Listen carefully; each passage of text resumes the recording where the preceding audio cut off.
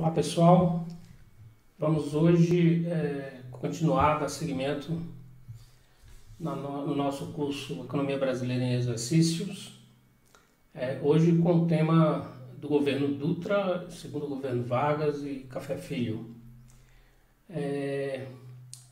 As primeiras questões estão relacionadas à Segunda Guerra Mundial. É importante, para entender o governo Dutra, entender o que aconteceu na economia brasileira durante a Segunda Guerra Mundial.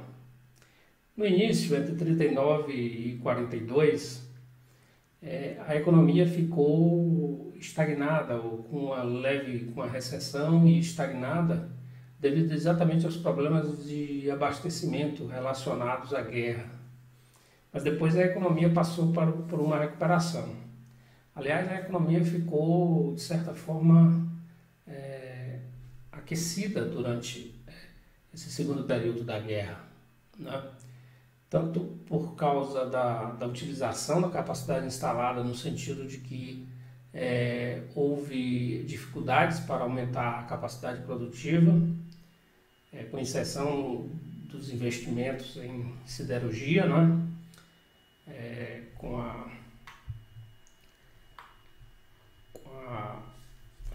implantação da Companhia Siderúrgica Nacional e outros investimentos, mas de uma certa forma houve restrições para importações e havia dificuldade então de aumentar a capacidade da indústria e fazer o reequipamento da indústria.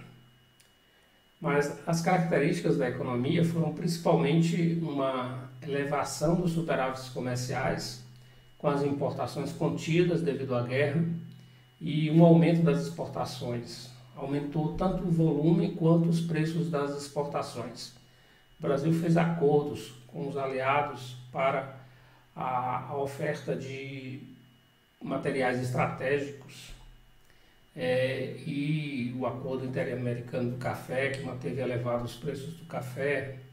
Ou seja, acordos de suprimento que favoreceram as exportações brasileiras, como também se elevaram exportações de manufaturados para a América do Sul. Então, houve uma elevação das exportações e as importações ficaram contidas durante a guerra.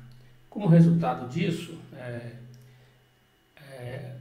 a inflação foi muito alta durante a guerra, né? A inflação brasileira foi o dobro da inflação americana durante o período da Segunda Guerra Mundial. Então, a economia que sai após a guerra, né, é uma economia com uma inflação bastante elevada, com uma forte demanda por importações para reequipamento da indústria, né, e o governo Dutra, ele começa com uma ideologia muito liberal, né?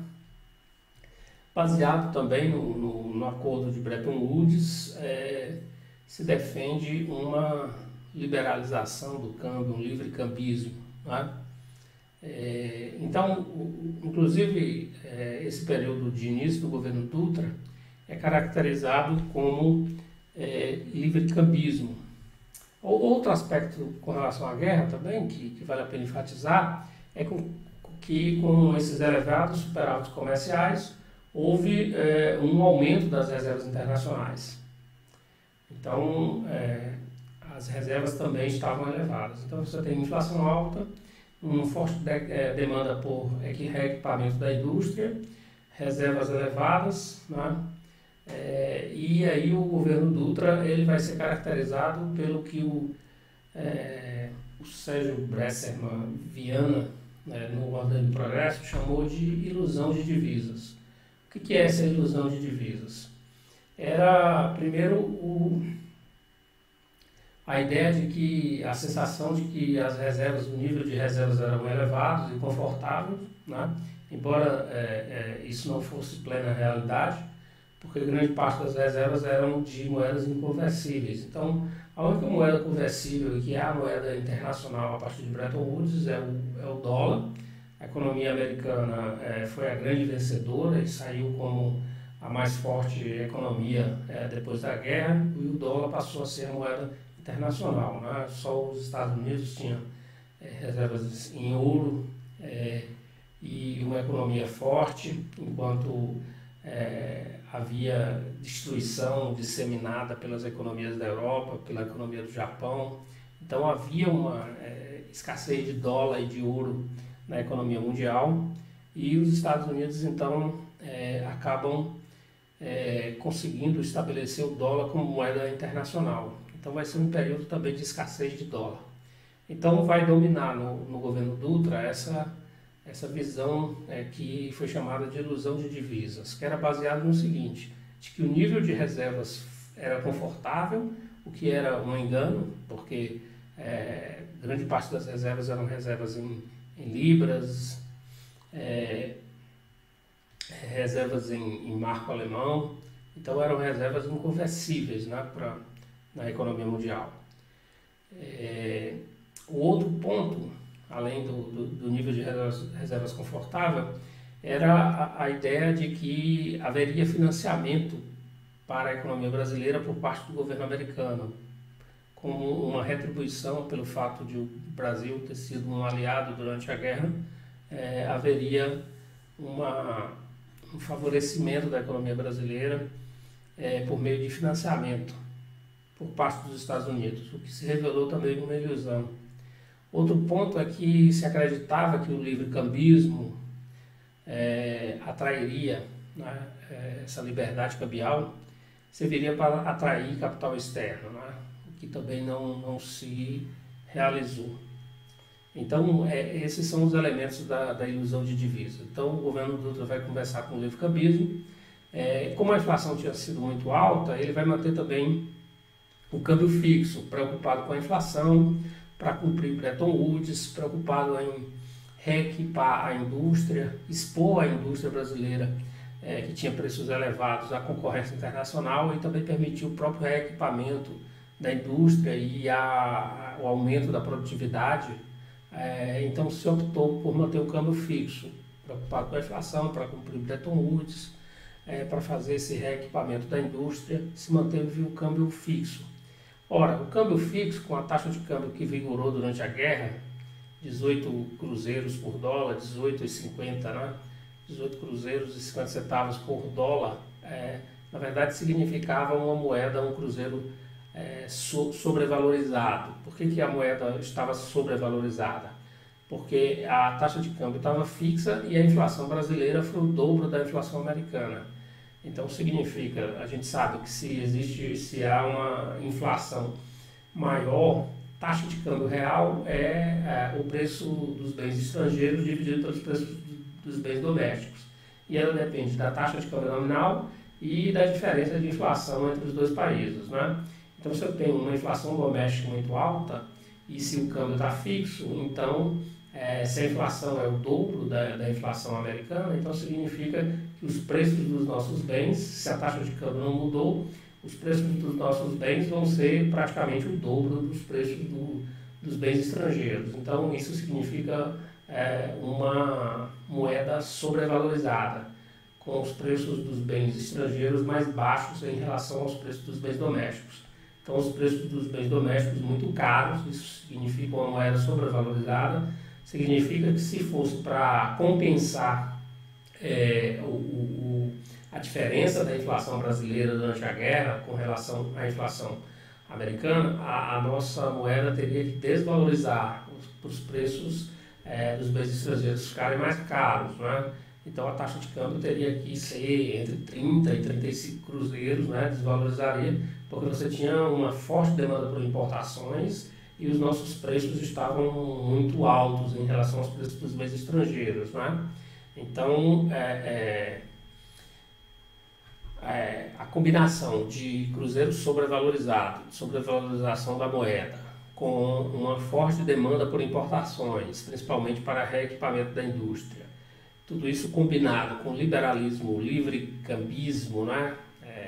Câmbio fixo com moeda sobrevalorizada, forte demanda por importações e livre-cambismo, Não confundam o livre cambismo com taxa de câmbio flutuante, né? Na verdade, a taxa de câmbio estava fixa.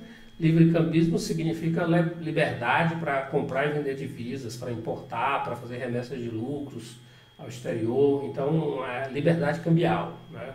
Que é essa liberdade de comprar e vender divisas. Então, a combinação de câmbio sobrevalorizado, com forte demanda por importações, e o livre cambismo levou ao rápido esgotamento das reservas, porque o Brasil ele tinha superávites comerciais com a área não conversível. Com a área conversível, que era a área do dólar, o país tinha déficits. Então, há um rápido esgotamento das reservas, e aí o governo Dutra vai ter que modificar seu livre cambismo, né? Ele passa a adotar controle de importações e controle de câmbio, né? Já em 1947, meados de 47, e em 48 estabelece um sistema de licenças prévias para importação, controle seletivo de importações, priorizando as importações de máquinas, equipamentos e insumos industriais em detrimento das importações de bens de consumo. Então, essa política vai acabar por estimular a industrialização por substituição de importações, né? Porque ao permitir priorizar as licenças prévias de importação para máquinas, equipamentos, insumos industriais e ao mesmo tempo em detrimento das importações de bens de consumo, essa política estava ao mesmo tempo subsidiando a indústria, porque era um dólar barato, que estava privilegiando as importações de insumos e máquinas para a indústria, então estava protegendo da concorrência externa, então efeito proteção, estava subsidiando a indústria para aumentar seus investimentos, né? Então tem um efeito subsídio, tem um efeito proteção e tem um efeito rentabilidade, ou seja, aumentava a lucratividade. Se as indústrias domésticas em relação às outras atividades tinha subsídio para comprar máquinas, equipamentos e insumos e tinha uma proteção contra a concorrência externa devido ao controle de importações, que na verdade não favorecia as importações de bens de consumo, protegia a indústria doméstica da concorrência com os importados.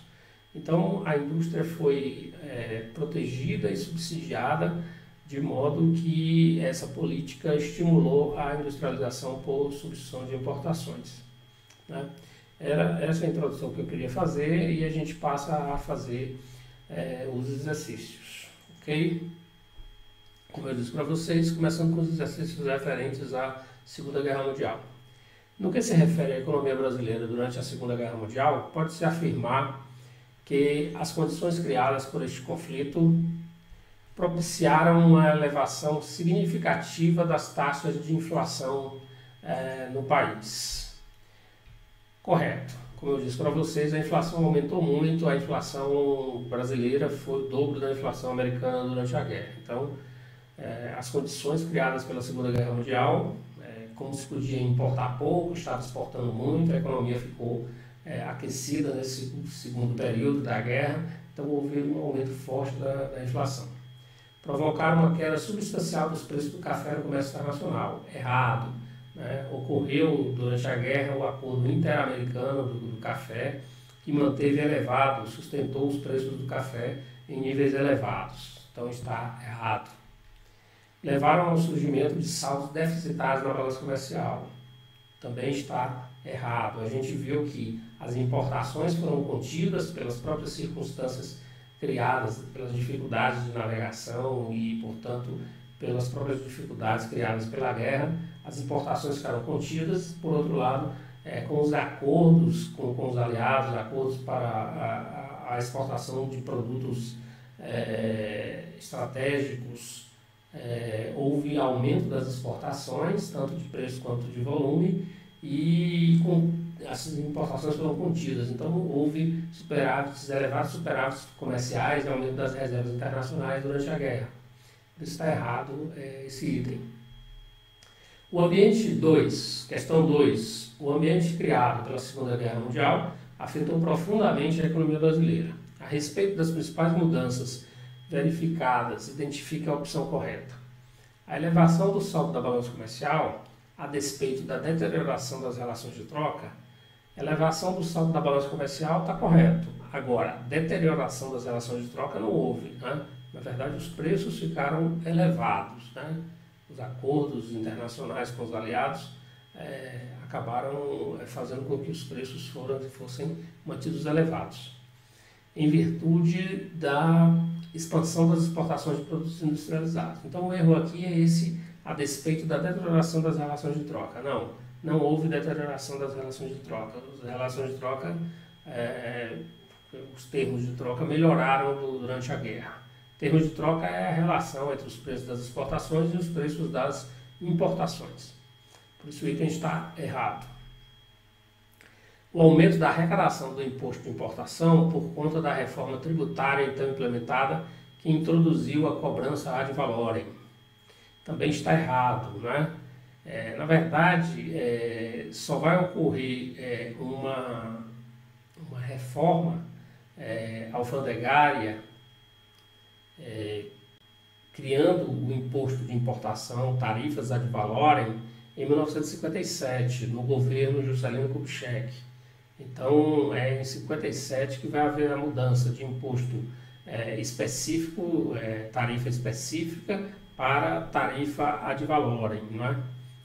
Então, em 1957 que vai acontecer essa reforma alfandegária que vai introduzir a cobrança ad valorem. Então, está errado esse item, não houve esse aumento da arrecadação de imposto de importação, até porque também as importações ficaram contidas e tampouco houve essa reforma tributária que introduziu a cobrança ad valorem nas tarifas de importação. Errado, isso vai acontecer em 1957. O que é muito importante porque marca uma mudança da política comercial brasileira também, no sentido de introduzir a proteção tarifária como um dos elementos para o favorecimento da indústria, né? Porque durante o governo Dutra, o governo Vargas, né? E desde a década de 30, a gente vê que o que favoreceu a indústria foram políticas de controle de câmbio e de importação. Então não havia uma proteção tarifária. Na verdade, esse elemento de proteção tarifária não ocorreu senão a partir do governo Juscelino Kubitschek, depois dessa reforma alfandegária de 1957. Até esse período, o que vai ocorrer é um estímulo à industrialização por substituição de importação por meio de controles de câmbio de importação, né? O governo controlando câmbio de importação, ele acaba favorecendo a indústria, subsidiando a indústria e, ao mesmo tempo, protegendo da concorrência externa. Então, esse item está errado. A taxa de crescimento do produto industrial caiu em virtude da redução das exportações, o que implicou a acumulação de grandes saldos negativos na balança comercial. Errado. A gente sabe que houve grandes saldos positivos na balança comercial, superávites comerciais, e tampouco houve redução das exportações, né? E essa taxa de crescimento do produto industrial ela ocorreu somente no período de 39 e 42. Depois houve crescimento. Por isso está errado. Os saldos negativos já está errado, né? Saldos negativos não, superávites da balança comercial. Os saldos negativos da balança comercial foram a principal causa da forte inflação ocorrida no período. Errado. Os saldos positivos da balança comercial foram uma das causas da forte inflação ocorrida no período, mas são os superávites comerciais, né? Também porque com grandes superávites comerciais e acumulação de reservas internacionais, o governo acaba jogando moeda na economia. Vocês sabem que quando aumentam as reservas internacionais, o Banco Central, que no caso aí não era o Banco Central, era a SUMOC, né? Acaba emitindo moeda ao acumular reservas, né? Então ocorre esse porque a SUMOC vai ser criada em 45, a gente está ainda com o Banco do Brasil, né?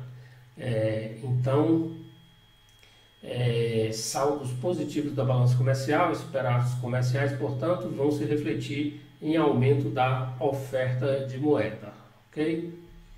A autoridade monetária da época, ao acumular reservas internacionais, acaba emitindo cruzeiros, né, e contribuindo para esse aumento forte da inflação, com o próprio aquecimento da economia também para produzir esses produtos que são exportados, acaba aí a contenção das importações, acaba acelerando essa inflação, né?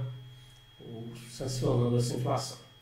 Foi negociado com a Ex-Bank dos Estados Unidos financiamento para a compra de equipamentos para a primeira grande usina siderúrgica do país, a CSN, correto, né? Então, negociação do Vargas com o governo americano permitiu a construção da CSN, correto.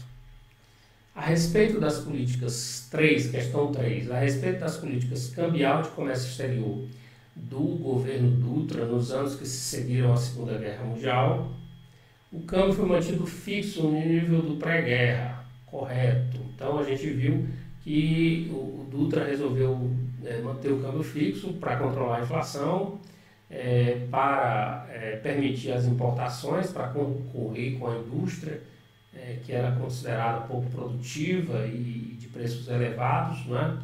Para permitir o reequipamento da indústria, para cumprir Bretton Woods, e também uma preocupação com os preços do café, né? com as exportações de café, que havia a ideia de que desvalorizações cambiais acabavam estimulando muito a produção de café e quedas de preço nos períodos subsequentes, né? Acabavam favorecendo uma queda impulsionando, influenciando uma queda nos preços do café, as desvalorizações cambiais. Então o câmbio foi de fato mantido fixo para controlar a inflação, para expor a indústria à concorrência externa e aumentar a produtividade da indústria, permitir o reequipamento, né? Então o câmbio foi mantido fixo.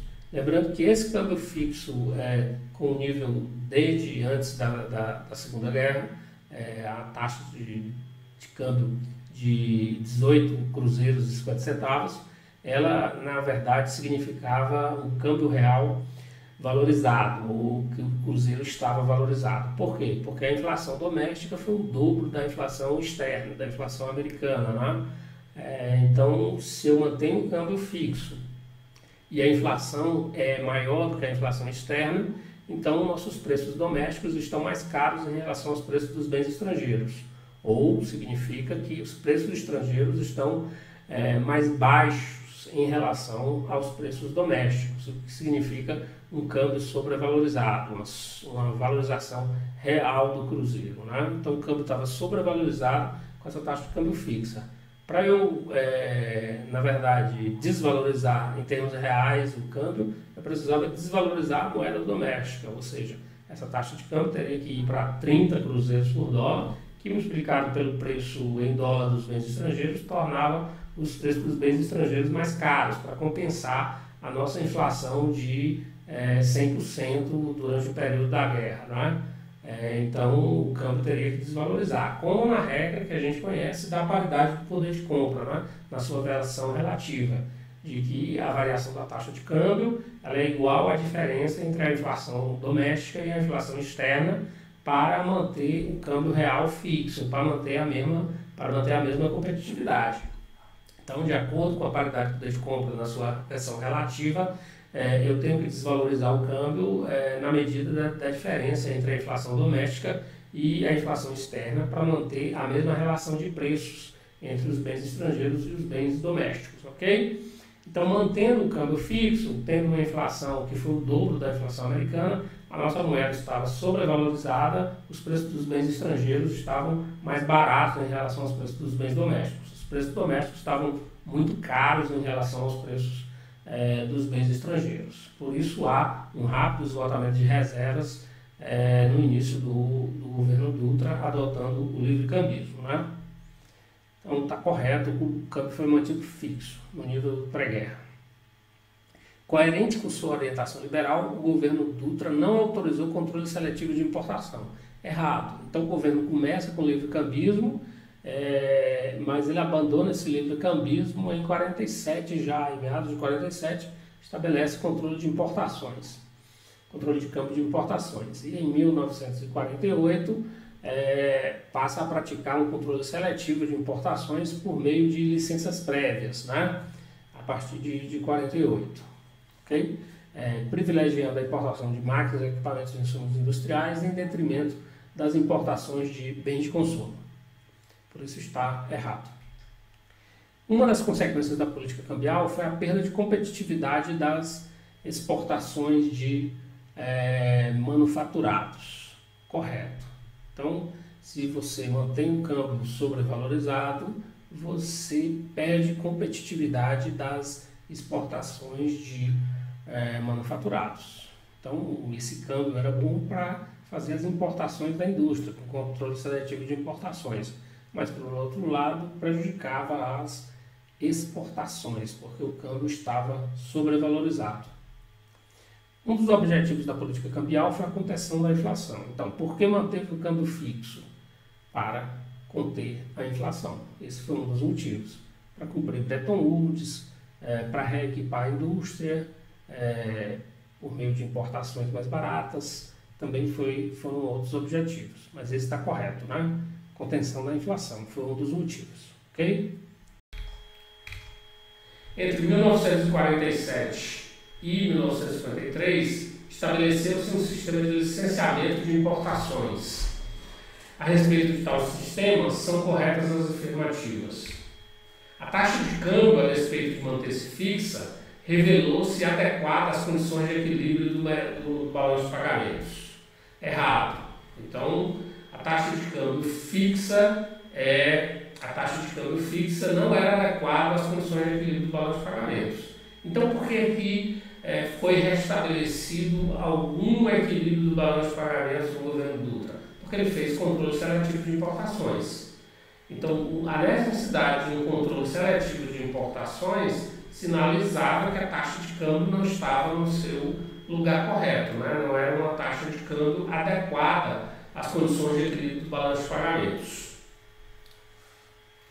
Então, a taxa de câmbio fixa não era adequada ao equilíbrio do balanço de pagamentos.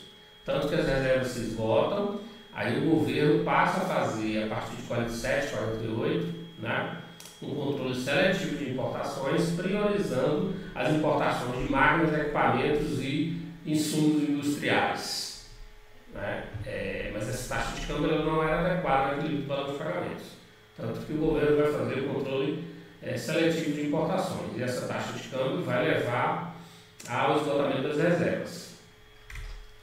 A carteira de exportação e importação do Banco do Brasil, SECSIM, priorizou a importação de bens de consumo em vista da importância. Então, quem vai fazer esse controle de câmbio de importação com as licenças prévias é a carteira de exportação e importação do Banco do Brasil.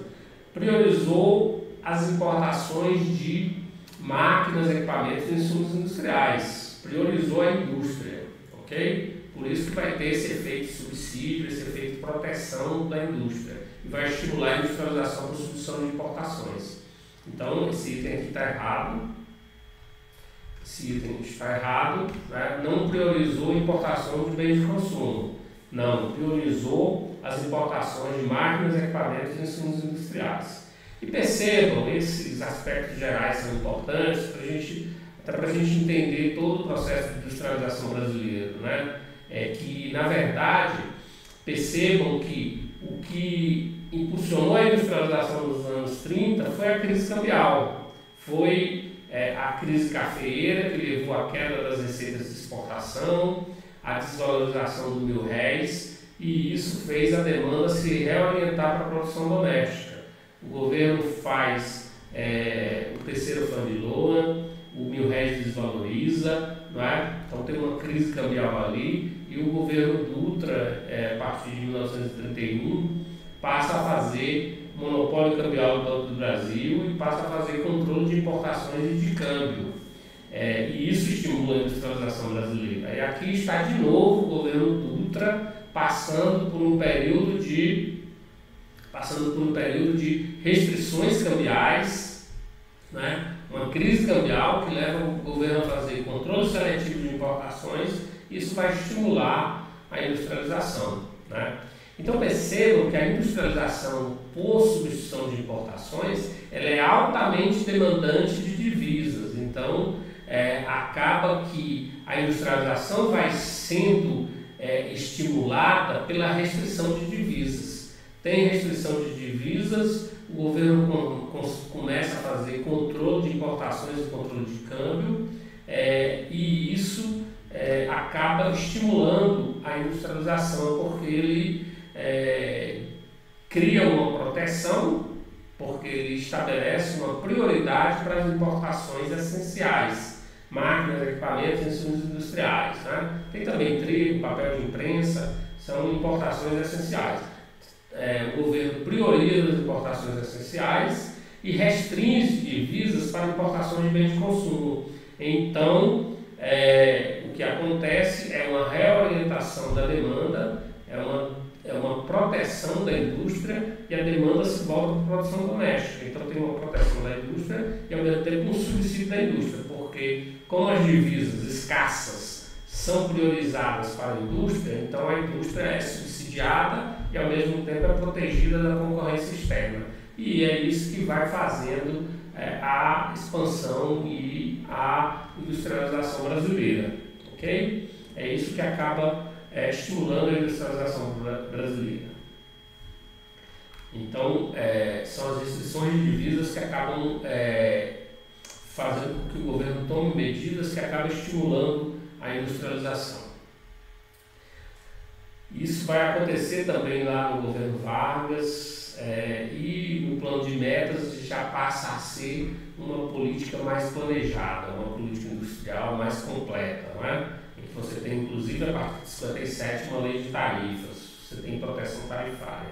Mas aqui a proteção da indústria não está sendo por tarifas, está sendo por controle de câmbio e controle de importações. Tanto no governo Dutra como no segundo governo Vargas, a proteção e o subsídio à indústria, a priorização da indústria está ocorrendo por meio desses controles de câmbio de importações. E a restrição de divisas e as medidas que o governo toma por causa da restrição de divisas que acabam estimulando a industrialização brasileira. Ok? A elevação do preço do café no mercado internacional contribuiu para a sustentação da política de taxa de câmbio fixa naquele período. Correto. Também aqui, percebam que o café ele deixa de ser o motor da economia a partir dos anos 30, não é isso? Mas ele continua a ser importante. Por quê? Porque ele é o gerador de divisas. Ok? Vejam que a industrialização por substituição de importações ela é uma devoradora de divisas. Por isso que basta a economia começar a crescer muito e o governo fazer alguma liberdade de câmbio que vai esbarrar numa crise cambial. Certo? Que vai esbarrar numa crise cambial. E aí o governo toma medidas com relação a essa restrição de divisas, para combater a restrição de divisas, e acaba estimulando a industrialização. Então, como as divisas, o câmbio, os superávites comerciais e a geração de divisas, as divisas são importantes para importar máquinas e equipamentos e fazer a industrialização por substituição de importações avançar, então o café continua sendo essencial. O café continua sendo 60% das exportações brasileiras. Ele só vai deixar de ser 60% das exportações brasileiras nos anos 60, ok? Então o café continua sendo importante aqui, só que ele não é mais importante aqui como gerador da renda interna, do mercado interno. Agora o motor dinâmico da economia é a indústria, as atividades voltadas para o mercado interno. Mas a industrialização com substituição de importações, ela precisa do café por causa da geração de divisas, porque a industrialização com substituição de importações ela é altamente demandante de divisas. Então o café torna-se importante como gerador de divisas. Ele permanece importante, só que agora como gerador de divisas para sustentar esse processo, as importações necessárias para o próprio processo de substituição de importações, ok? Que é importar máquinas, equipamentos para a indústria se expandir, né? E substituir importações. A rigidez com que a SECSIM tratou o licenciamento de importações permaneceu inalterada, mesmo durante a Guerra da Coreia, período em que o governo Vargas afrouxou as políticas monetárias e fiscal. Errado, né? Então, na verdade, o que acontece no início do governo Vargas, ele começa com um otimismo em relação ao câmbio e com relação ao cenário externo. Por quê?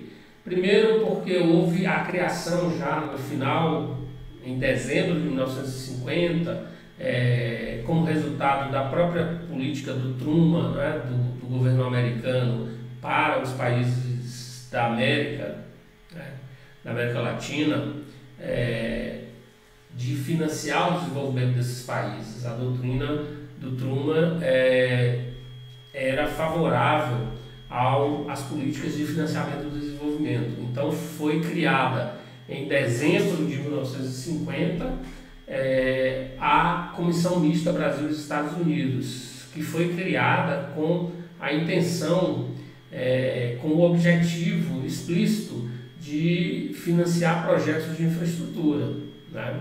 De financiar projetos na área de infraestrutura, de analisar projetos.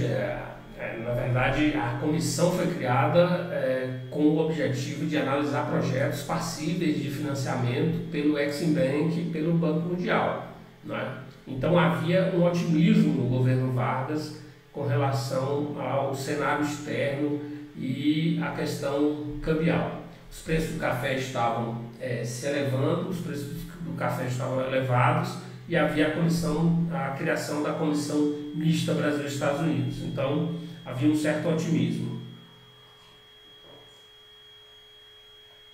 Então o governo Vargas, e aí o Horácio Laffer foi o primeiro ministro da Fazenda, ele tinha uma visão de que o primeiro período seria um período de ajustes, porque a inflação estava elevada, as políticas monetárias e fiscais do governo Dutra, depois de 49, elas foram mais folgadas, né? Foram mais expansionistas e houve aceleração da inflação, houve aumento da inflação, e por isso o Laffer ele criou a ideia de que o período 51-52 seria o período Campos Salles, e que seria de ajustes monetário e fiscal para controlar a inflação, e o segundo período do governo Vargas seria o período Rodrigues Alves, de obras e de empreendimentos e de crescimento, tá? Então o Horácio Laffer criou essa visão de que o governo Vargas seria dividido em duas etapas, uma etapa Campos Salles, de maior restrição, e uma etapa Rodrigues Alves, de obras, né, de empreendimentos, de grandes empreendimentos. Então, o que acontece é que no início do governo Vargas, em 1951, há uma flexibilização desse sistema de licenças de importação. Tanto por esse certo otimismo com relação ao cenário externo e ao câmbio, né, como um temor, um receio de que a guerra da Coreia se generalizasse no conflito mundial e que tivesse crises de desabastecimento, como ocorreu na Segunda Guerra Mundial. Então, o governo Vargas vai fazer uma flexibilização desse sistema de licenças de importação do governo Dutra, né? E aí o que vai ocorrer é que as importações aumentam muito em 52, né? Tanto em 51 quanto em 52, as importações aumentam muito, mesmo depois quando ele restringe, as importações continuam aumentando. Por quê? Porque essas licenças que foram flexibilizadas, essas licenças de importação, elas tinham um prazo de até 6 meses para serem realizadas, não é isso? Essas importações. Então, mesmo quando o governo percebe que está caminhando para uma crise cambial, por causa do aumento das importações, mesmo quando ele restringe essas licenças, as importações continuam aumentando. Então, houve no início do governo Vargas uma flexibilização das licenças de importação que levaram a um forte aumento das importações junto com uma queda das exportações. E aí ocorre déficits comerciais e acaba ocorrendo atrasados comerciais. Déficits comerciais e empresas brasileiras acabam incorrendo em atrasados comerciais e não pagamento, né? Por causa da restrição de divisas.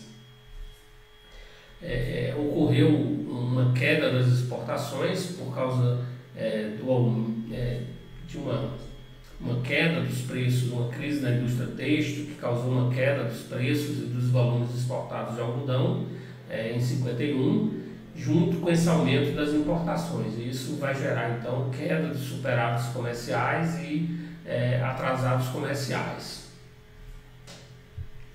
E esse problema se prolonga até 52. Então, por isso vai haver uma crise cambial no início do governo Vargas. Em 52, 53 ocorre uma crise cambial e a necessidade de tomar empréstimos do Exim Bank, aqueles empréstimos que estavam sendo negociados do Exim Bank para fazer investimentos em infraestrutura, acabam que o governo tem que negociar empréstimos para pagar atrasados comerciais, não é?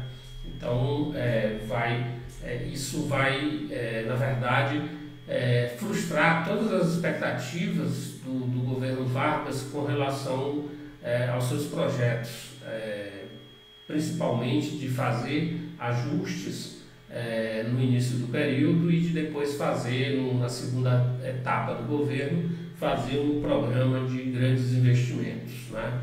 O governo teve que, ao contrário disso, lidar com uma grave crise cambial no período de 52 e 53 e negociar com o Exim Bank e com o Banco Mundial empréstimos para pagar atrasados comerciais.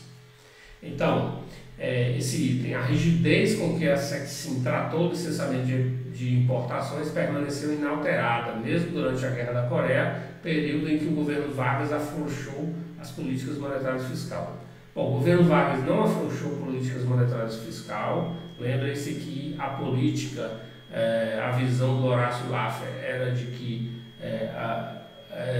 a política tinha que ser restritiva no início do governo para combater a inflação e houve uma flexibilização do licenciamento de importações durante a Guerra da Coreia, né? Porque havia esse temor de que a Guerra da Coreia se generalizasse no conflito mundial, de modo que essa flexibilização das importações acabou causando a crise cambial de 52 e 53 no governo Vargas.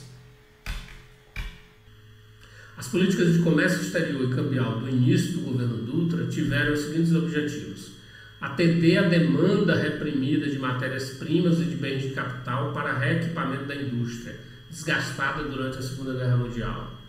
Correto, né? Então lembrem-se que eu falei aqui que foi mantido o câmbio fixo exatamente para atender a essa demanda reprimida de importação de bens de capital e reequipamento da indústria. Era um dos objetivos do câmbio fixo, era modernizar a indústria.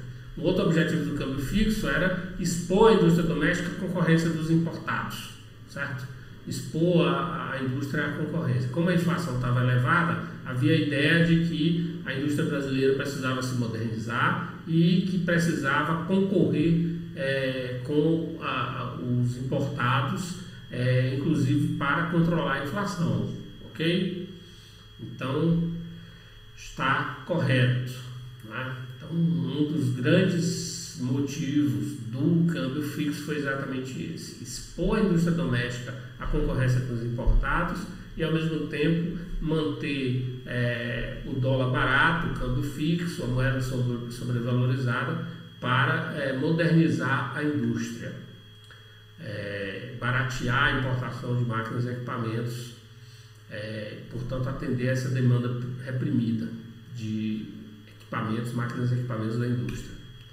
Estimular o aumento dos preços dos produtos industriais. É errado, né? Na verdade, é estimular o controle da inflação e a queda dos preços dos produtos industriais. Expor a indústria doméstica à concorrência. Ok? Só que no início do governo, em 46, o governo Dutra fez isso junto com liberdade cambial. Câmbio fixo, moeda sobrevalorizada, demanda reprimida por importações, né? E liberdade cambial. Então isso vai levar a uma crise cambial, né? Se eu tenho moeda sobrevalorizada, que significa dólar barato, e uma demanda reprimida por importações, e eu tenho liberdade cambial, vai ocorrer uma crise cambial, claro, certo? O que o governo retira? Ele retira o câmbio fixo? Não, o câmbio fixo permanece, só que ele passa a ter, a partir de 47, controles seletivos de importação, priorizando a importação de bens essenciais, máquinas, equipamentos, insumos industriais. Então ele vai estimular a indústria, porque ele vai proteger da concorrência e vai subsidiar a indústria para comprar máquinas e equipamentos. Então ele vai estimular a industrialização com substituição de importações a partir de 47. Atrair capitais externos para investimentos no Brasil. Correto. Então a liberdade cambial era a liberdade cambial que o Dutra manteve, né?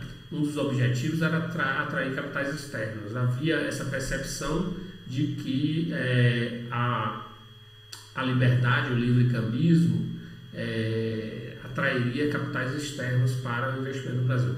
Significa, gente, que havia liberdade para comprar e vender dólares. Então havia liberdade para entrada e saída de capitais externos.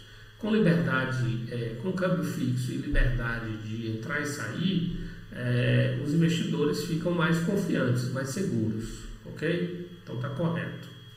Havia essa ilusão, não é? Conter o processo de aceleração inflacionária herdado do período da guerra, é o câmbio fixo, né? E a liberdade de importar, esse era o objetivo. Conter o processo de aceleração inflacionária herdado do período da guerra, correto. A respeito da instrução 113 da Superintendência de Moeda e Crédito, SUMOC, indica a opção correta. Bom, aí daqui já deu um pulo para o Café Filho, né? Eugênio Goudin era o ministro da Fazenda, foi o primeiro ministro da Fazenda do governo Café Filho, um liberal, né? Se envolveu em grandes debates sobre indústria e exportação e agricultura, intervenção do Estado, industrialização, que era defendido pelo Roberto Simonsen, e o Goudin como um defensor do liberalismo, defendendo a teoria das vantagens comparativas e as exportações agrícolas, a manutenção, a não intervenção do Estado para fazer uma industrialização, porque se o país produzisse, o desenvolvimento estava associado com maior liberdade e com o Brasil seguindo sua vocação determinada pelas vantagens comparativas, que no caso seria a sua competitividade na agricultura. Ok? Então, o Eugênio Goudin, uma das medidas dele foi a instrução 113 da SUMOC. O que a instrução 113 da SUMOC estabeleceu? Estabeleceu a possibilidade de importar máquinas e equipamentos sem cobertura cambial. Então, percebam, aí já tinha a instrução 70 da SUMOC, né? Então, percebam aí que a instrução 70 da SUMOC, lá no governo Vargas, ela vai estabelecer um leilão de divisas para importação de bens, né? Leilão de divisas para as importações. Então, quando a instrução 113 da SUMOC permite a importação de máquinas e equipamentos sem cobertura cambial, significa dizer que para as empresas estrangeiras, né? Que as empresas estrangeiras poderiam importar máquinas e equipamentos, trazer as máquinas e equipamentos para o Brasil, sem a necessidade de participar de leilões de divisas, né? Porque os leilões de divisas, eles encareciam o dólar para importar, para as importações. O dólar era encarecido, não é? Era mais caro, ok? Então, como as empresas estrangeiras podiam importar máquinas e equipamentos sem cobertura cambial, significava que eles não precisavam de dólares, não precisavam participar do leilão de divisas que a Instrução 70 da SUMOC estabeleceu, né? Então era só trazer, internalizar as máquinas e equipamentos e registrar como investimento direto, sem precisar passar pelo leilão de divisas. Então não precisaria passar por esse custo, tanto custo de transação quanto um custo efetivo, né? Que na verdade o dólar que eles comprassem seria muito caro, porque eles internalizariam o dólar, trocariam por cruzeiros, depois participariam de um leilão de divisas em que esse dólar estaria mais caro, né? Então haveria uma perda por parte das empresas estrangeiras, né, se elas tivessem que passar pelo leilão de divisas para depois poder importar máquinas e equipamentos. Então a Instrução 113 da SUMOC permitiu que as empresas estrangeiras pudessem simplesmente internalizar as máquinas e equipamentos e registrar como investimento direto, sem passar por todo esse arsenal de leilão de divisas, trazer os dólares para o Brasil, transformar em cruzeiros, né, por uma certa taxa de câmbio, e depois participar de um leilão de divisas para trocar cruzeiros por uma taxa de câmbio agora mais alta, por um dólar mais caro, que aí eles teriam menos dólares para fazer as importações, né? Teriam menos dólares para fazer as importações. Então, a Instrução 113 da SUMOC livrou as empresas estrangeiras desse custo, né? Que é o leilão de divisas para importar suas máquinas e equipamentos. E aí a Instrução 113 da SUMOC, portanto, é uma medida liberal e que, de alguma forma, privilegia as empresas estrangeiras para fazer investimentos em relação às empresas nacionais. E ela vai ser muito útil, né, no plano de metas, né? As empresas estrangeiras utilizaram muito investimento direto, fizeram muito investimento direto, portanto, trouxeram muitas máquinas e equipamentos, fizeram muito investimento nas empresas estrangeiras, utilizando a Instrução 113 da SUMOC. Então, a Instrução 113 da SUMOC ela vai ter um papel importante lá no plano de metas para investimento estrangeiro direto, no sentido de que as empresas estrangeiras traziam máquinas e equipamentos sem participar de leilão de divisas e registrava isso sob investimento direto, como investimento direto, ok? Favoreceu o investimento externo direto ao permitir a importação de máquinas e equipamentos sem cobertura cambial. Correto. Foi proposta pelo governo Juscelino Kubitschek, tendo sido fundamental para o plano de metas. Foi fundamental para o plano de metas, mas não foi proposta, como a gente viu aqui, não foi proposta do governo Juscelino Kubitschek, né? Foi no governo Café Filho, proposta do Eugênio Goudin. Ok? Então não foi governo Juscelino Kubitschek.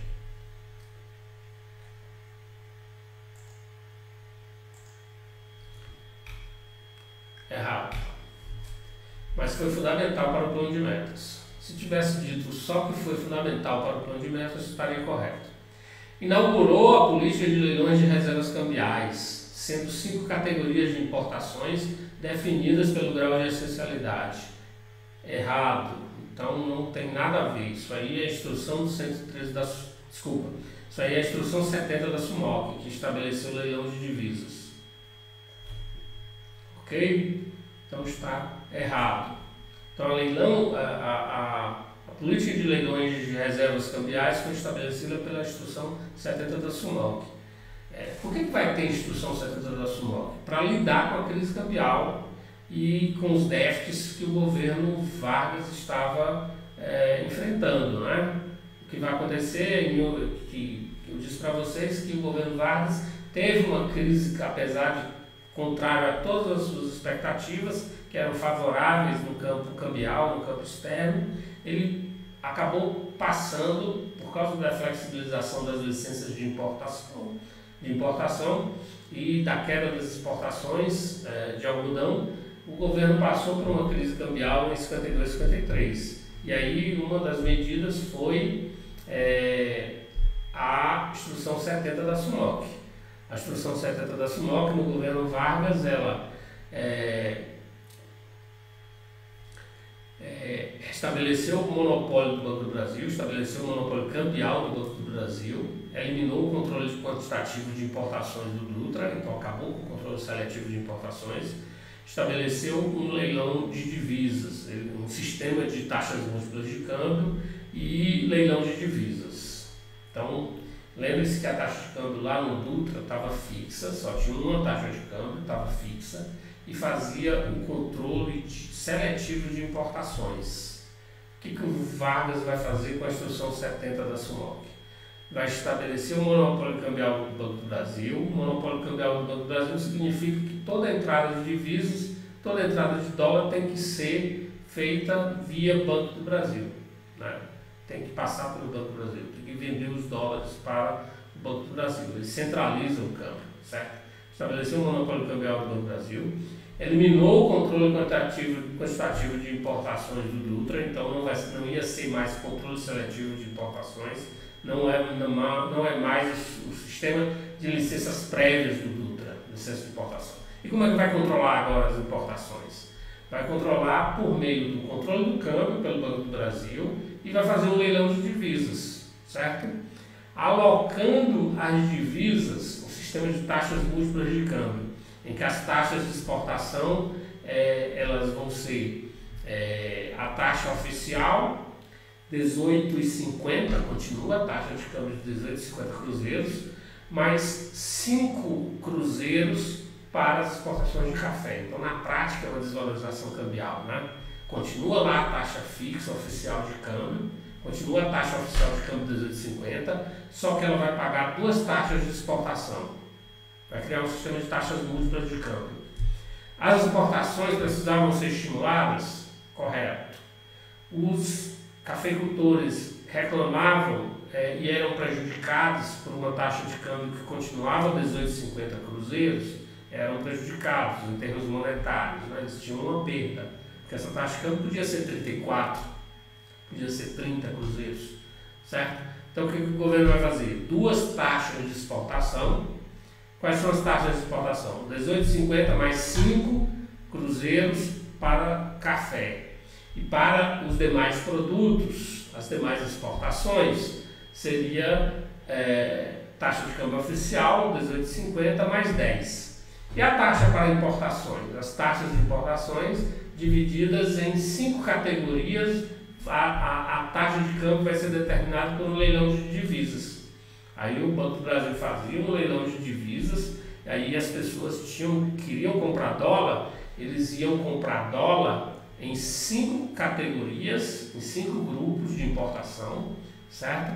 Os grupos 1, 2, 3 eram os grupos mais essenciais, onde era alocada a maior parte das divisas, então vai ter mais divisas, a taxa de câmbio vai ficar mais baixa no leilão, porque tem uma maior oferta de divisas, que seriam as importações essenciais, máquinas, equipamentos e insumos industriais. Então continua privilegiando a indústria, porque vai alocar a maior parte das divisas nas categorias do leilão, né, nos leilões das categorias que eram de interesse de prioridade para a indústria.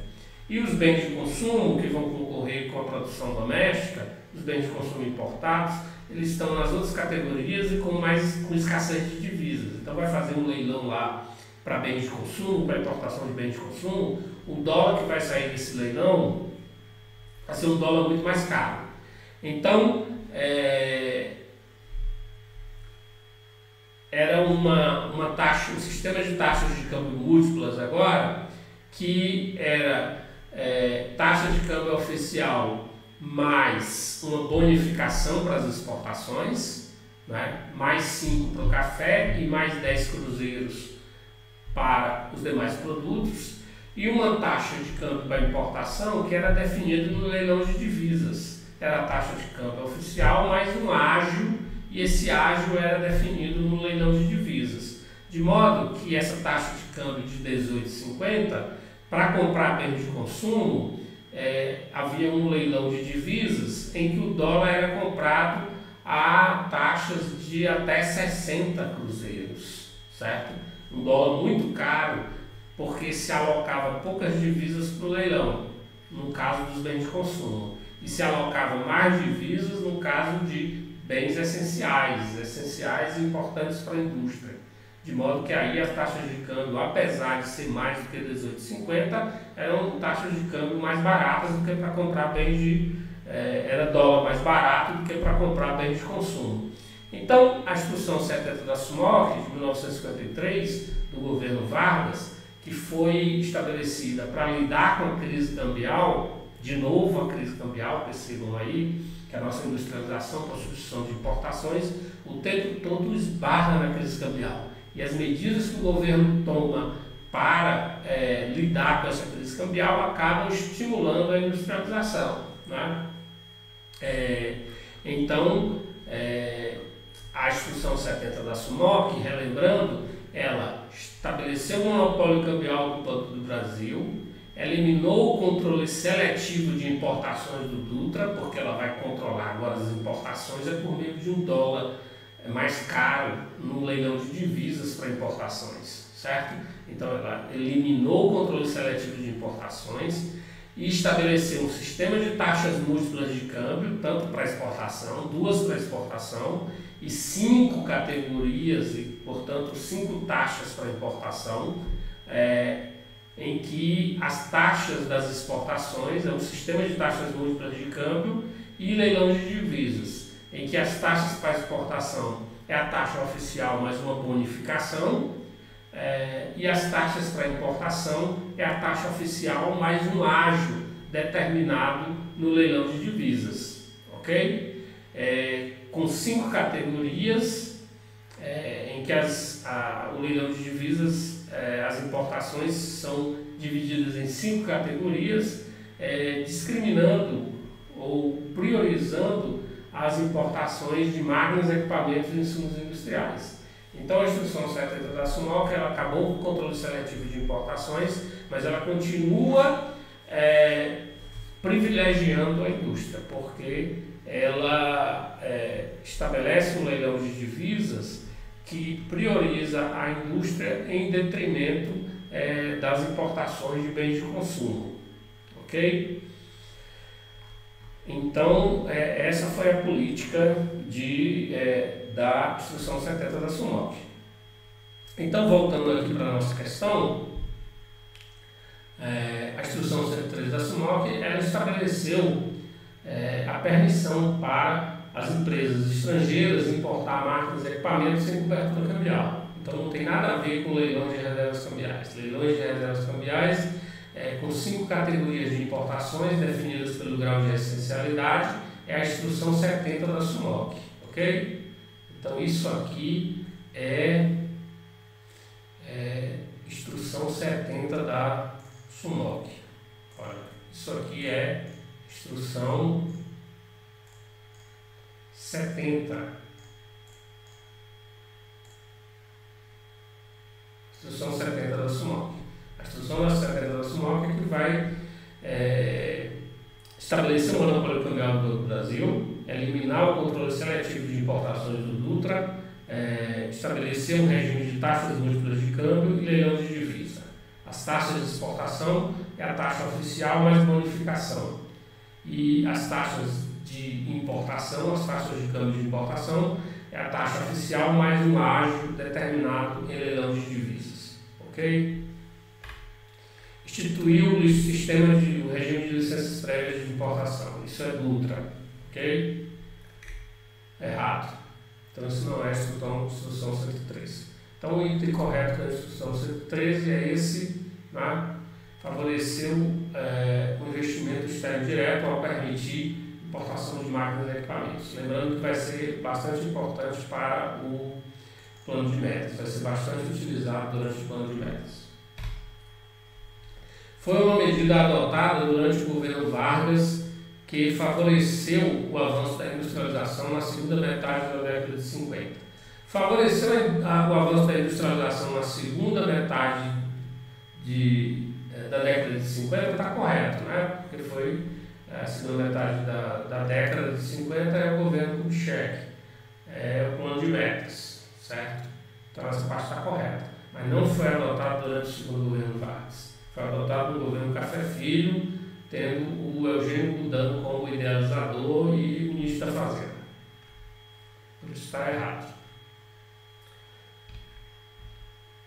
A Instrução 70 da SUMOP, de 9 de outubro de 53, introduziu importantes mudanças no sistema cambial brasileiro.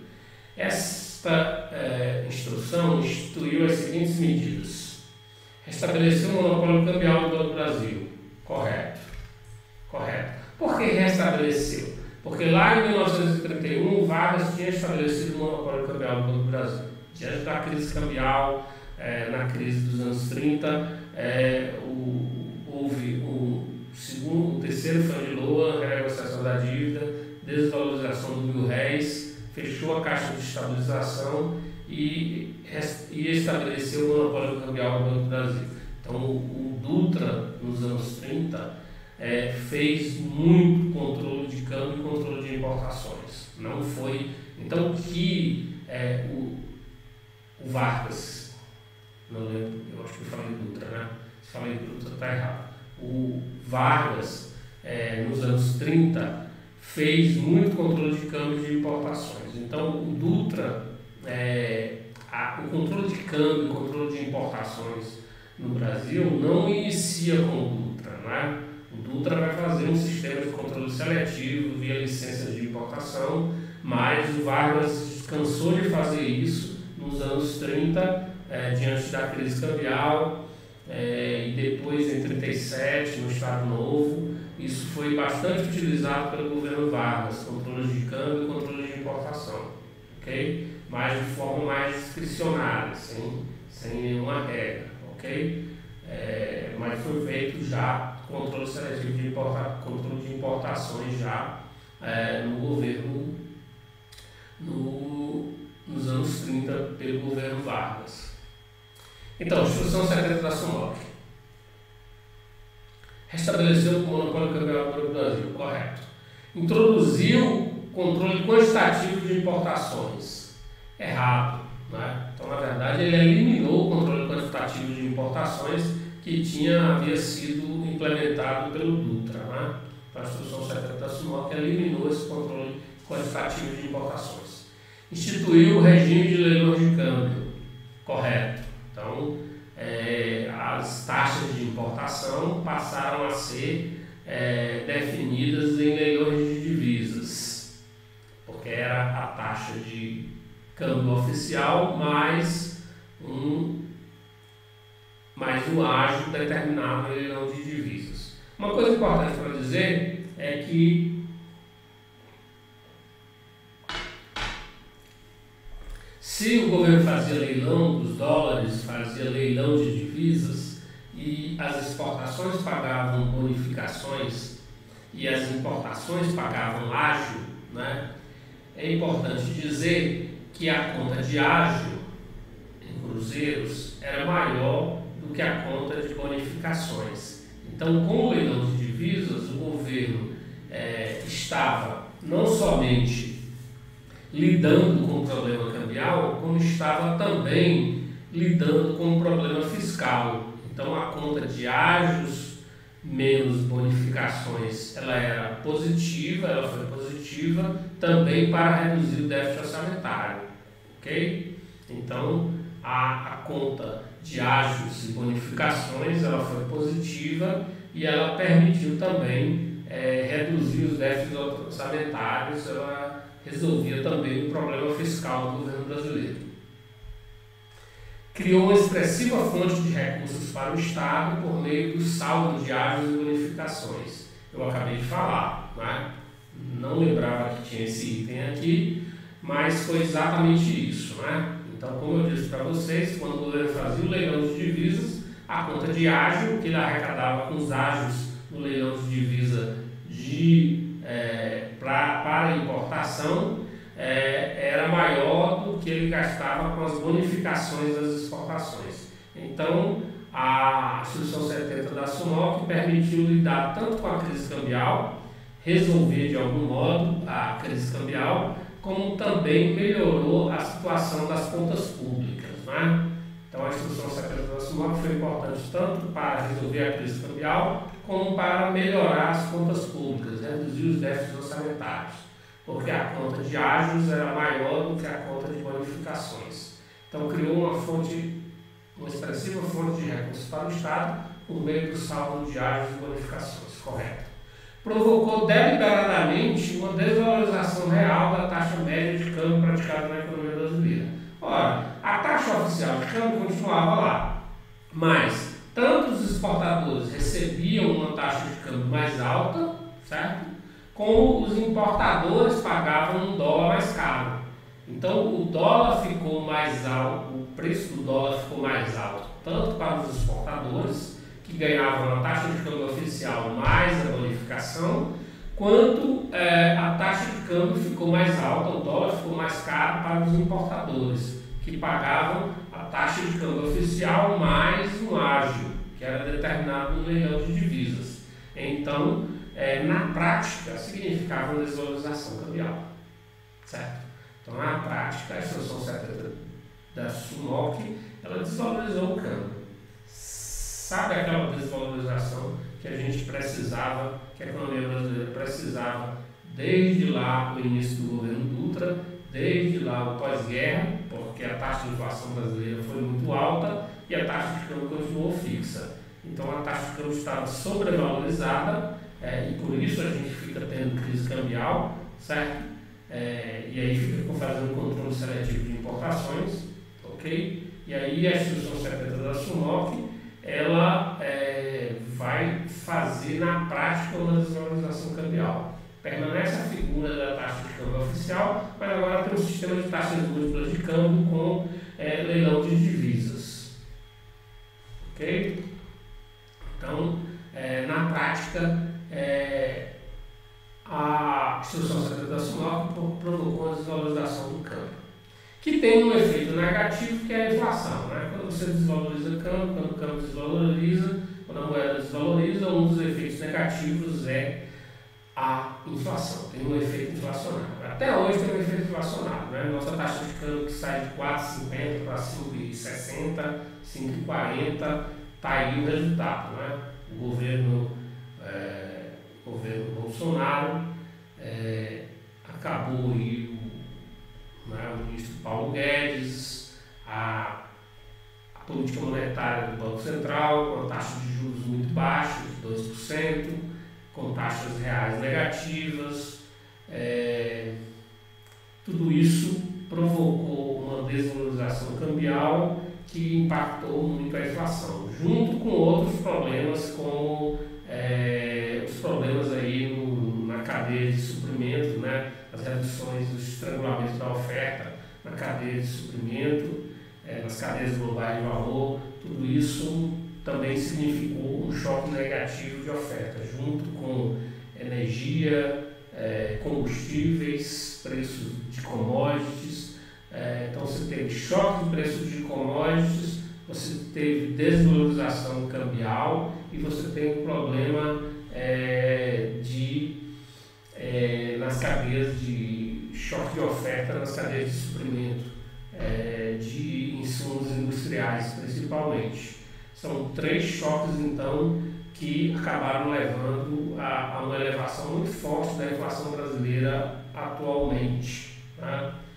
Então isso para dizer que um dos efeitos da Instrução 70 da SUMOC, que na prática foi uma desvalorização cambial, um dos efeitos é o aumento da inflação, né? Desvalorização cambial quase sempre causa inflação. Ceteris paribus causa inflação. Está aí nosso exemplo de inflação alta, causado também por a desvalorização cambial. Vamos lá. O segundo governo Vargas adotou uma série de medidas que acabaram favorecendo o avanço da industrialização na segunda metade dos anos 50. Incluem-se entre essas a mudança do sistema cambial, com a instituição de regimes de taxas múltiplas de câmbio e leilão de divisas. Ora, Continua estimulando a industrialização, como o Dutra também com controle seletivo de importações, priorizando as importações, as licenças prévias de importação para máquinas, equipamentos e insumos industriais, em detrimento dos bens de consumo, favoreceu a indústria, o Dutra, com controle seletivo de importações.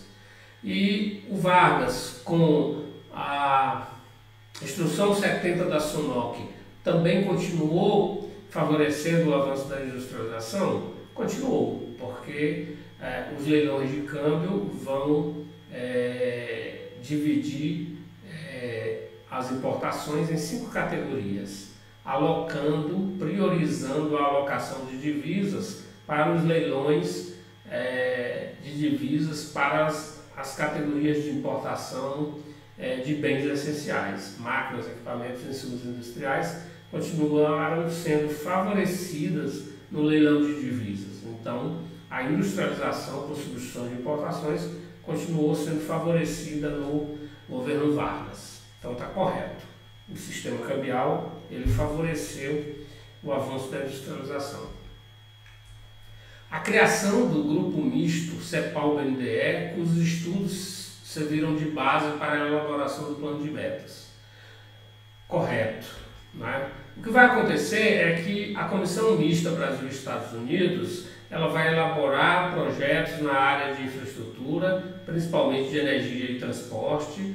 Né? Pouco vai ser financiado pelo Exim Bank, que era o objetivo inicial. O BNDE, né? Na época se chamava BNDE e não BNDES, foi criado em 1952, exatamente para intermediar esses recursos de financiamento para os investimentos. E em 1953 é encerrada a Comissão Mista Brasil-Estados Unidos.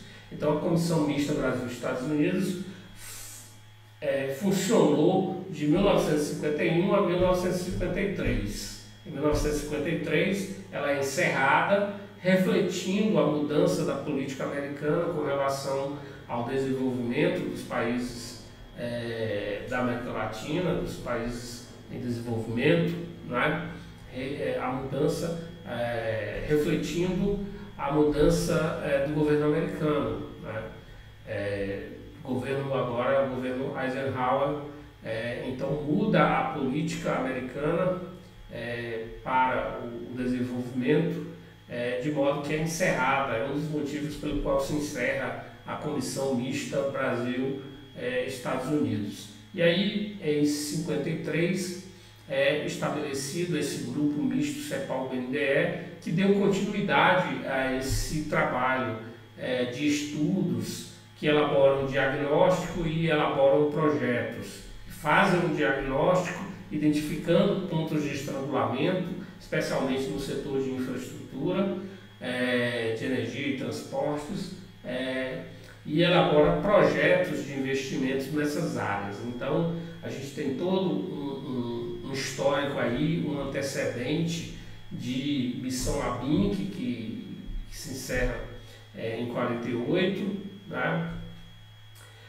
Missão ABINC, depois Comissão Mista Brasil-Estados Unidos, de 51 a 53, e depois esse grupo misto CEPAL-BNDE. Todos esses grupos elaboraram diagnósticos e elaboraram projetos de investimentos em infraestrutura que servem de base para a elaboração do plano de metas.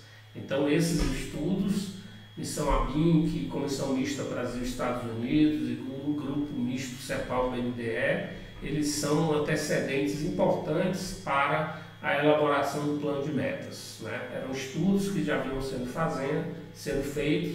feitos, elaborando diagnóstico e elaborando projetos de infraestrutura, identificando pontos de estrangulamento para o desenvolvimento, o avanço da industrialização e o avanço do desenvolvimento brasileiro. Ok? A construção da primeira grande usina siderúrgica do país, a Companhia Siderúrgica Nacional. Essa foi criada, a CSN foi criada durante a Segunda Guerra Mundial. Então, está errado. A criação do Banco Nacional de Desenvolvimento Econômico. Correto. né? A criação do BNDE em 1952, segundo o governo Vargas, né? Então a função do BNDE, uma das funções iniciais seria exatamente, ele foi criado dentro desse processo de estudos e de elaboração de projetos da Comissão Mista Brasil e Estados Unidos, e ele teria o papel de intermediar esses recursos, né? Que seriam os financiamentos do Ex-Bank e do Banco Mundial para o financiamento desses projetos elaborados pela Comissão Mista Brasil e Estados Unidos. Como também do plano de reaparelhamento econômico do Horácio Laffer, que ficou conhecido também como Plano Laffer, né? Que é de 1953. A criação do petróleo brasileiro, a criação da Petrobras, também no segundo governo Vargas. Na segunda metade da década de 50, ocorreram importantes transformações na estrutura produtiva do país. Os seguintes fatores contribuíram para as transformações do período em causa. Aqui a gente já está no plano de metas, né? Na segunda metade da década de 50, já é governo Kubitschek, já é plano de metas. Mas, como está falando de fatores que contribuíram, acaba utilizando conhecimento do governo Dutra e principalmente do governo Vargas, né? Também aqui do Café Filho, né? As facilidades concedidas ao capital estrangeiro de risco de empréstimo pela Instrução 103 da SUMOP. Correto, né? Então, um dos pontos que a literatura mais destaca da Instrução 103 da SUMOP é que ela foi bastante utilizada no período do plano de metas, no governo Juscelino Kubitschek, governo JK. Correto. A melhora na capacidade de importar provocada pela alta do preço do café no mercado internacional. Errado. Então, o que vai acontecer é que no final do governo Vargas, né, assim, em 1954, já no ano em que o Vargas comete o suicídio e ocorre toda aquela crise do governo, ocorreu uma queda dos preços do café. Então, durante o governo, a segunda metade da década de 50, no governo do JK, vai haver uma queda dos preços do café, inclusive levando à queda de superávites comerciais e aumento de dívida externa de curto prazo, uma piora na situação do balanço de pagamentos durante o governo JK. E um dos fatores que contribuíram para esse desempenho do setor externo negativo no governo JK foi exatamente a queda dos preços do café. Por isso esse item está errado. A relativa estabilidade de preços decorrente da implementação do Programa de Estabilização Monetária em 1958. Né? Errado. Né? O governo JK, na verdade, ele entrega um plano de metas. O plano de metas é um plano bem sucedido, uma política industrial bem sucedida. A gente vai ver na próxima aula resolver questões do plano de metas e vocês vão ver que a visão sobre o plano de metas, sobre o aspecto da implementação das medidas de política industrial e dos resultados dessa política industrial, ela é bastante positiva no sentido de mudar a estrutura produtiva brasileira, mas um ponto negativo do plano de metas, que é ressaltado na literatura, é a deterioração do quadro macroeconômico. Então, déficits orçamentários, inflação e aumento da dívida externa, principalmente da dívida externa de curto prazo. Então, há uma piora do balanço de pagamentos e aumento da dívida externa, há um aumento da inflação e uma elevação dos déficits orçamentários e emissão monetária, que vai inclusive contribuir para a alta inflação no governo Kubitschek. Então, o plano de metas ele tem resultados positivos do ponto de vista de maior complexidade da estrutura produtiva e da indústria brasileira, de ter um cumprimento, um grau importante de cumprimento nas suas metas com relação à infraestrutura, com relação à indústria de base, certo?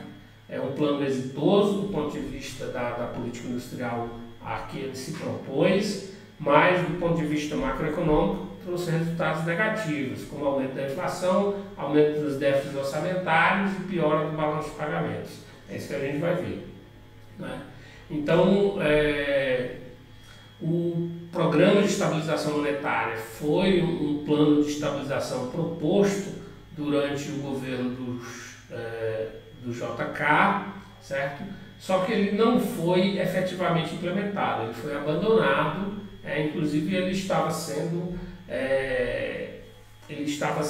implementado junto com uma negociação com o FMI. O governo rompeu com o FMI e abandonou a implementação do Programa de Estabilização Monetária. Por isso, esse item está errado, né? Porque ele está falando de estabilidade de preços decorrente da implementação do PEM, do Programa de Estabilização Monetária do governo do JK. O que é errado, o que houve, na verdade, foi um abandono desse plano e o rompimento com o FMI, porque esse plano estava sendo negociado junto ao FMI.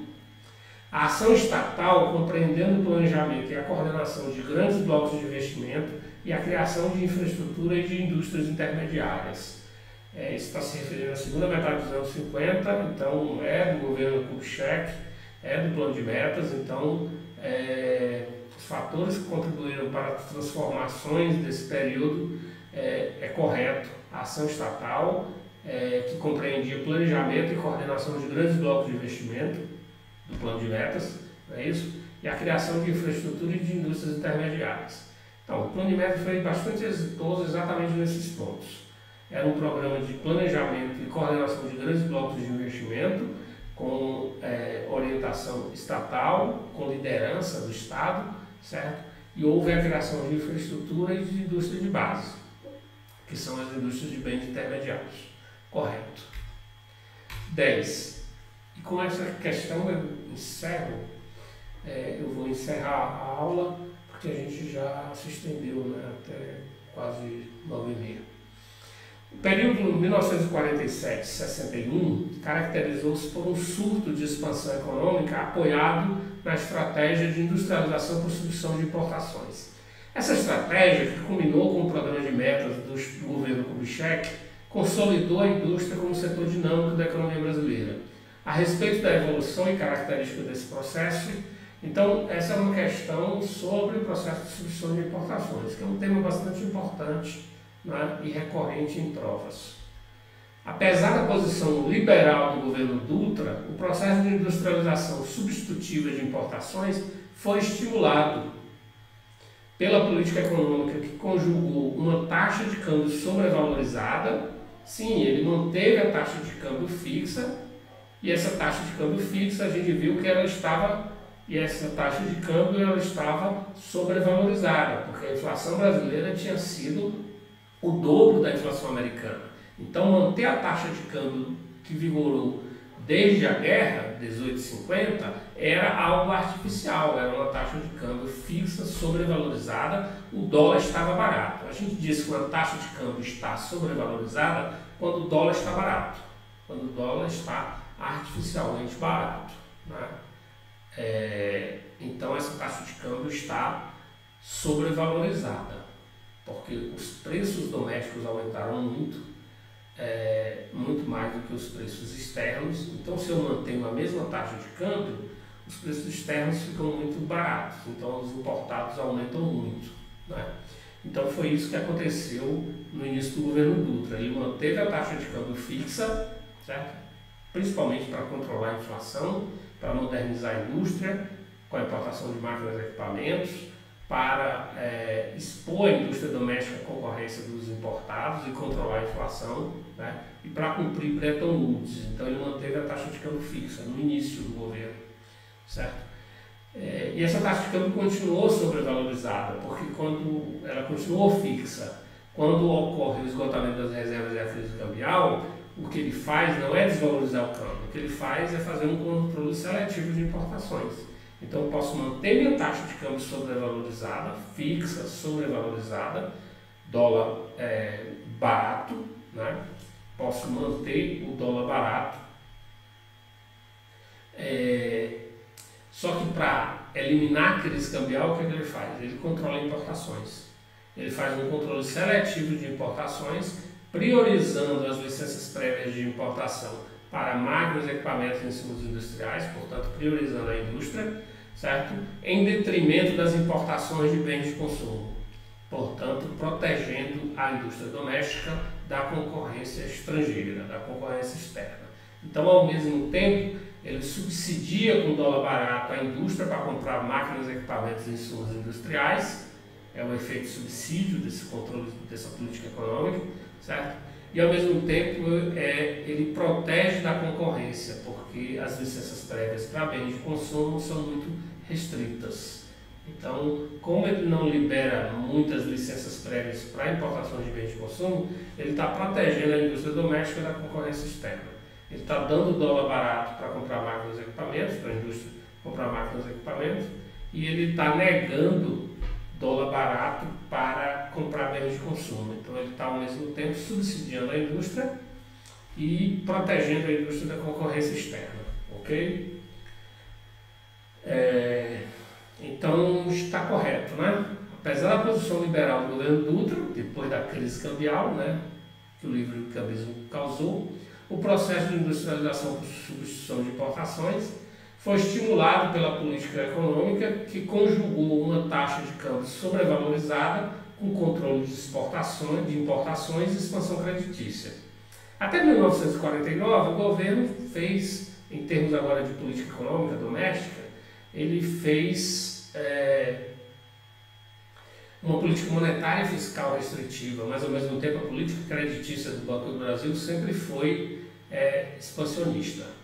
Certo? Sempre foi uma política de crédito para a indústria, conjugada com uma política monetária e fiscal mais restritiva até 1949. Depois de 1949, a política fiscal e monetária também sofre uma inflexão, passa a ser expansionista e aumenta a inflação. Por isso que ele vai entregar uma inflação elevada lá para o Vargas, ok? Então o Dutra teve uma inflexão da política cambial de comércio exterior em 47, com a crise cambial, e teve uma inflexão da política restritiva, monetária e fiscal restritiva, teve uma inflexão em 1949, que passou a ser expansionista. Ok? Então, apesar da posição liberal do governo Dutra, o processo de industrialização substitutiva de importações foi estimulado pela política que conjugou uma taxa de câmbio sobrevalorizada, dólar barato, né? Dólar a 18,50 cruzeiros, quando a nossa inflação tinha sido muito mais alta, com controle de importações. Então, depois da crise cambial, ele não desvalorizou o câmbio, ele continuou com o câmbio fixo, só que ele controlou importações e expansão creditícias, correto.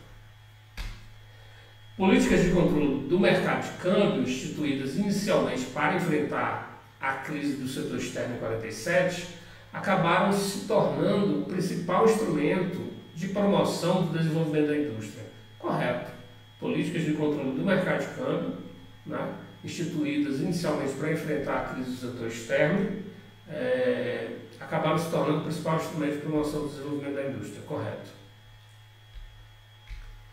Desde o início, a promoção da industrialização dependeu da lei de tarifas, aprovada no imediato pós-guerra. Foi esta que viabilizou a proteção efetiva da indústria nacional. Errado. Percebam que até aqui, era Vargas, 1930 a 45, governo Dutra, segundo governo Vargas, né? Percebam que até aqui a indústria está sendo estimulada e está sendo protegida por meio de um câmbio sobrevalorizado, certo? E pelo controle de importações, controle de câmbio e controle de importação, não é tarifa. Tarifa, na verdade, vai ter uma proteção tarifária e uma lei de tarifas ad valorem em 1957, no governo JK, né, dentro do processo de implementação do plano de metas, houve também essa lei de tarifas, né, que criou um sistema de tarifas que protegiam a indústria, né? Uma gradação das tarifas de acordo com os objetivos da política industrial do plano de metas, né? Então, a nossa indústria se desenvolveu e foi estimulada por causa do desespero cambial, por causa das escassez de divisas. O governo tomava medidas de restrição de câmbio de importação que privilegiavam a indústria, né? Então, a escassez de divisas e as políticas de controle de câmbio de importação foram as políticas que estimularam a industrialização, né? Até aqui a gente viu que no governo Vargas, na era Vargas de 30 a 45, no governo Dutra, no segundo governo Vargas, são as medidas de controle de câmbio de importação que vão estimular a industrialização por substituição de importações. Não tem aqui proteção tarifária, certo? Não tem proteção tarifária. A tarifa é uma tarifa específica, e vocês sabem que tarifa específica, quando vai tendo inflação e aumentando os preços, a tarifa específica vai perdendo importância, vai perdendo poder de proteção efetiva, não é? Se eu tenho uma tarifa específica, que é por quantidade, por tonelada, não é? Ela não é influenciada pelo preço. Então, à medida em que aumenta os preços dos valores, a tarifa específica, em termos de percentual do valor, ela perde importância, ela vai ficando insignificante, ok? Né? Se eu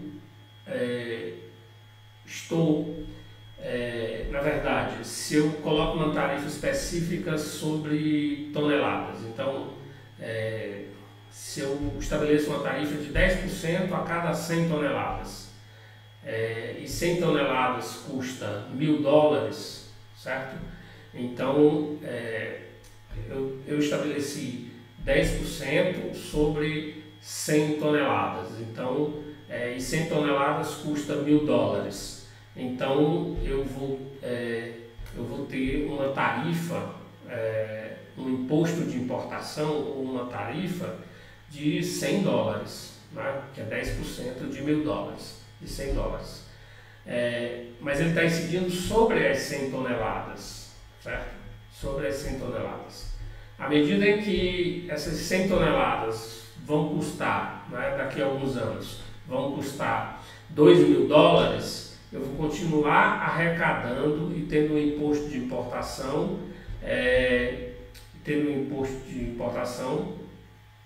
de 10, que é sobre de $100 por 100 toneladas.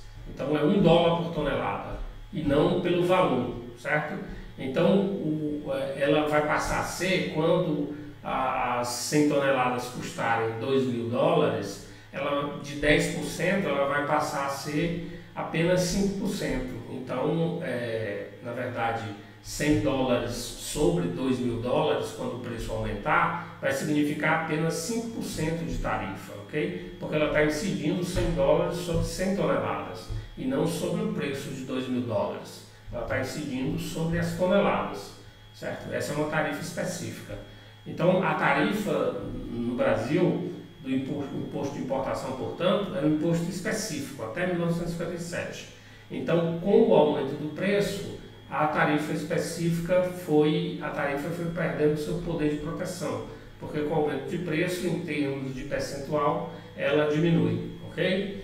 Então, a gente só vai ter proteção por meio de tarifas a partir de 1957, que aí eu vou conjugar política de câmbio e de importação, controle de importação e controle de câmbio, com a lei de tarifas, que também é protecionista, ok? Mas no período Vargas 30-45, no período Dutra, no segundo governo Vargas, eu tenho apenas uma proteção da indústria por meio do controle de câmbio de importação. Eu tenho um subsídio e proteção da indústria por meio de controle de câmbio de importação e não de tarifas. Então, por isso está errado, né? Aqui está falando que desde o início a promoção da industrialização dependeu da lei de tarifas. Errado. Não viabilizou proteção efetiva à indústria nacional. Está errado. A estratégia da substituição de importação, da industrialização da substituição de importações, resultou em acentuada industrialização e em crescimento. Correto, né? A gente entregou do período de 1930 a 1980 uma das maiores taxas de crescimento econômico e de industrialização do mundo capitalista.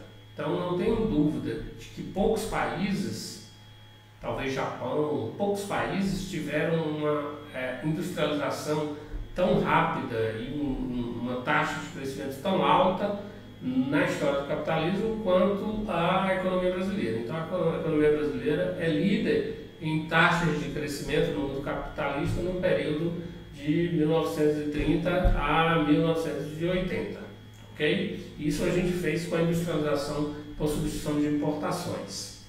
Então está correto, a industrialização por substituição de importações resultou em acentuar a industrialização e crescimento, mas gerou distorções. Discriminou contra as importações, de fato a gente protegeu, não estimulou exportações porque a gente estava protegendo e substituindo uma indústria que não era competitiva, né? Protegendo da concorrência externa e contra a agricultura, e aumentou, não incentivava os aumentos de produtividade e inovação tecnológica, e aumentou as iniquidades distributivas e acelerou a inflação. Correto. Né? Essas são críticas que se fazem à industrialização por substituição de importações. Né? Discriminava contra as importações, né? E ao mesmo tempo não estimulava as exportações, contra a agricultura, né? Porque fazia um confisco cambial, né? O dólar era barato e o dólar era barato. Esse dólar barato era uma perda de rendimento para a agricultura. E ao mesmo tempo era um dólar barato, que significava subsídio para a indústria comprar máquinas e equipamentos. Né? E era um dólar caro para fazer importações, portanto protegendo a indústria. Né? E era barato e era alocado para a indústria comprar máquinas e equipamentos. E era esse mesmo dólar que era barato para pagar os exportadores. Né? Então, discriminava contra as importações da agricultura e aumentou a desigualdade de renda, né? E acelerou a inflação. Ok? Correto. Eu vou encerrar por aqui. Tem algumas outras questões, eu vou colocar o gabarito. Se vocês tiverem dúvidas, podem me mandar e-mail, né? economiacad@gmail.com, ou pode mandar dúvida também por WhatsApp. Eu vou encerrar então por aqui. E eu agradeço a todos que estão assistindo e acompanhando esse curso. E boa noite. Até a próxima aula.